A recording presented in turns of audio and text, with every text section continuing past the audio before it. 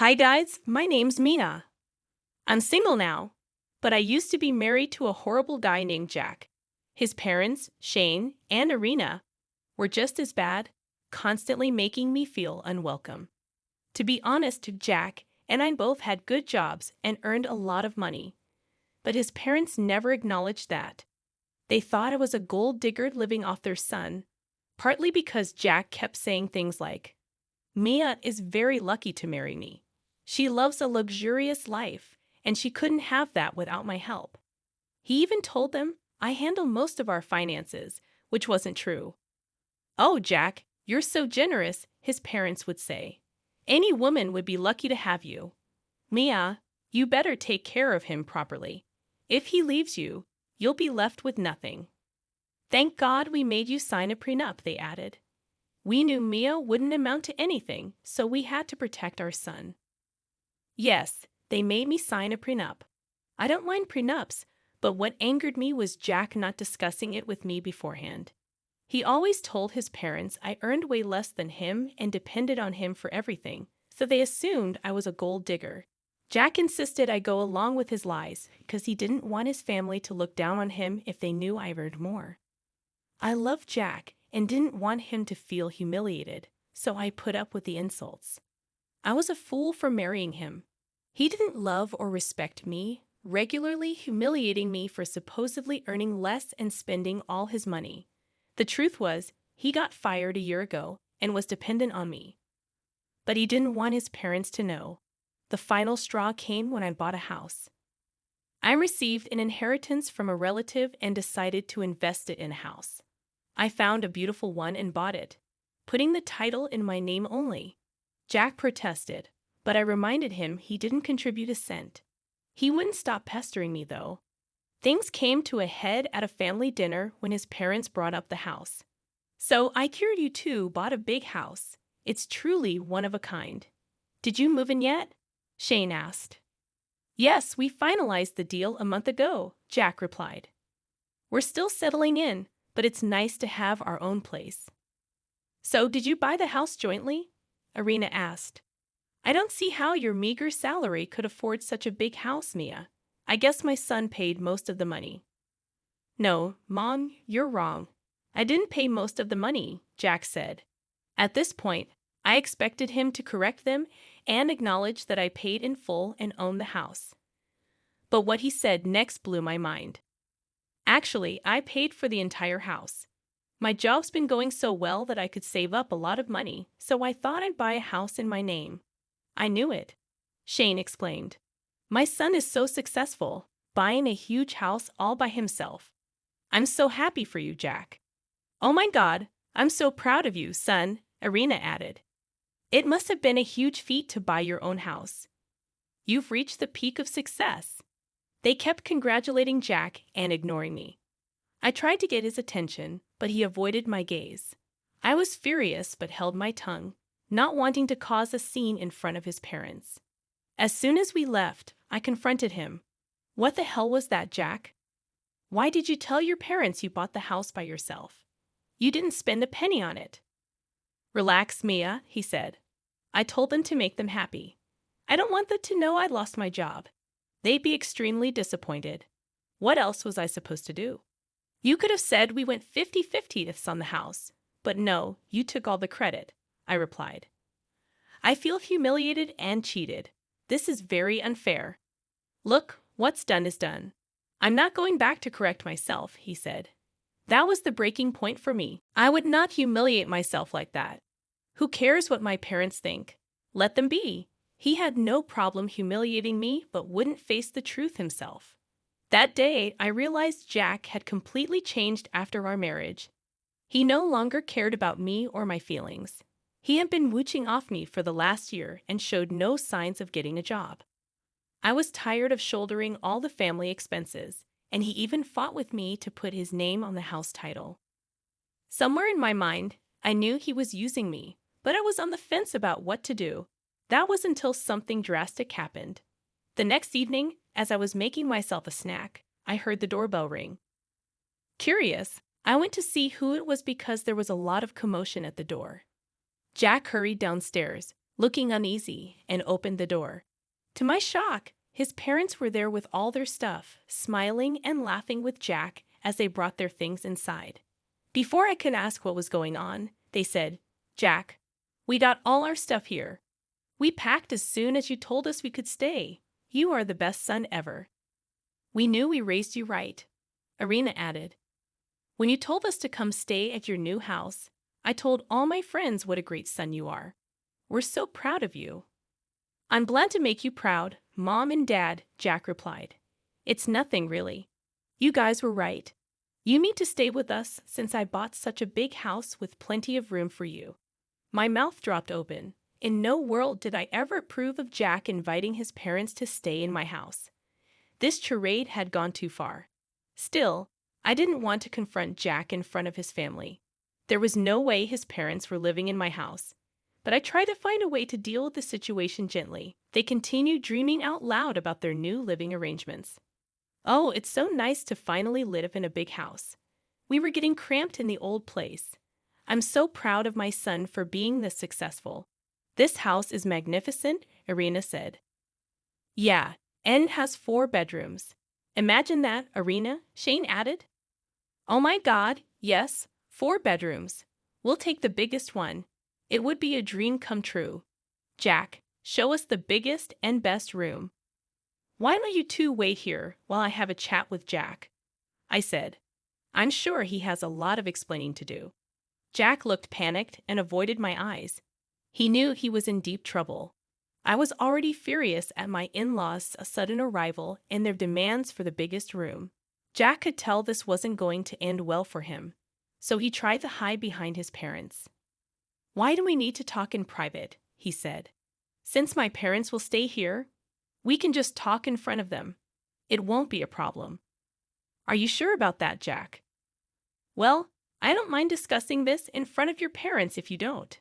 "Go ahead, Mia," Jack said. "Tell me what you want." "You know what I'm going to say, Jack. Your parents won't be living here. I won't allow this. You didn't even consult me before inviting them over. How do you think this is okay?" "How dare you say that to my son?" Irina snapped. "This is his house, and he can do what he pleases." "Yes, he doesn't need your permission to keep us here," Shane added. "Know your place, Mia. You can't talk to our son like that. Be careful, or he might kick you out. Now stop being a spoiled brat and show us the biggest room. We can't wait any longer." "Nah, I don't think I'll do that, Irina," I said. Irina and Shane were shocked by my audacity. I didn't know if I should be mad at them or Jack.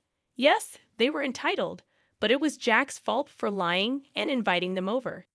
If he hadn't lied, we wouldn't be in this mess. Still, I couldn't ignore their threats to kick me out of my own house. "What do you mean, Maya?" Irina demanded. "If you don't show us the room, Jack will. Our son promised us the biggest room. We left our apartment because of that. We came here today because Jack promised to take care of us. He invited us to stay in his new house, so we ended our lease early." "Well, in that case, Irina and Shane, you've made a huge mistake. I don't think you can stay here at all, let alone get the biggest room." "How dare you, Mia? We don't need your permission to stay here. My son will show us our room if you don't. This house is not yours, so you can't dictate whether we stay here or not," Irina retorted. "You've got that wrong, Irina. I guess Jack hasn't told you yet. This house belongs to me, not him. So you won't be getting the biggest room. In fact, you'll have to do with the streets instead." "What? That's impossible. Jack told us he bought this house." "You're lying." "Is that so?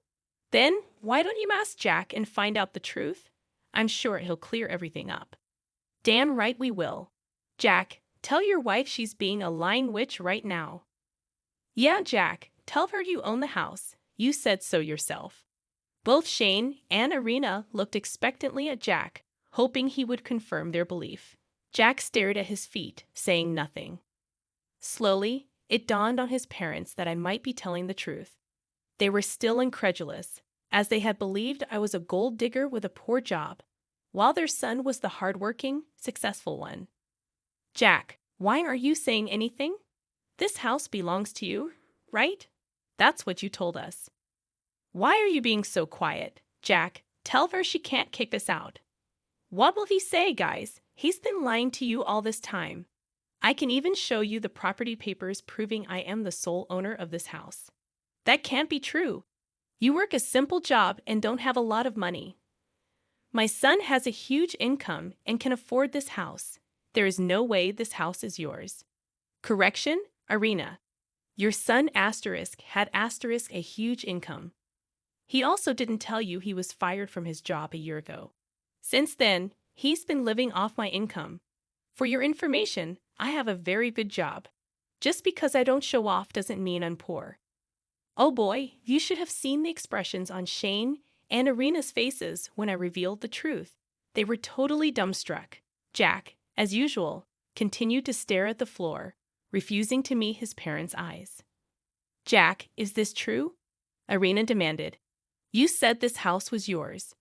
Jack remained silent until I said, Okay, that's enough drama for one day. Shane and Irina, I've entertained you long enough. It's time you take your things and leave. Mia, you can't just kick my parents out like that. They broke their lease to come stay with us. They have nowhere to go right now. You can't just put them on the streets, Jack protested. I can, and I'd well, Jack. They didn't consult me before making this decision, and you didn't think to take my input before assuring them a place in my asterisk house. Look, this might be your house, but I'm still your husband. If I say my parents will stay here, they will stay here. You can't kick them out. That's right. This is also my son's house. Everything that belongs to you also belongs to him, so you can't kick us out. Irina insisted. No, Irina, I can kick you out. And don't worry about Jack because he'll be kicked out too. Now, Jack, since you're still married to me, I'll make a nice eviction notice for you. And I'll make sure we won't stay married for long. What do you mean, Mia? Are you going to divorce me? Yes, Jack, I am.